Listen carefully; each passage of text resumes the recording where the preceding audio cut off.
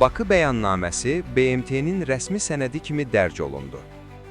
Azərbaycan Respublikası əsir və itkin düşmüş, girov götürülmüş vətəndaşlarla əlaqədar Dövlət Komissiyasının təşkilatçılığı ilə 9-11 oktyabr 2025-ci il tarixlərində Bakı şəhərində keçirilən itkin düşmüş şəxslər məsələsinin həlli üçün səylərin birləşdirilməsi və əməkdaşlığın gücləndirilməsi mövzusunda beynəlxalq konfransda qəbul edilmiş bəyannamə BMT Baş Assambleyasının və Təhlükəsizlik Şurasının rəsmi sənədi kimi dərc olunub və yayılıb.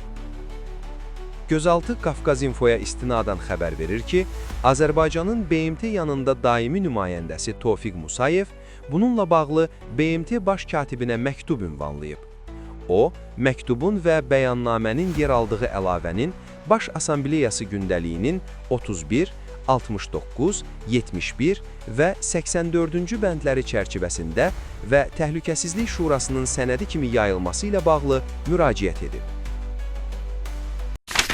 Gündəlik hadisələrdən xəbərdar olmaq üçün bizi izləyin. Söz altında yox, göz altıda qalın.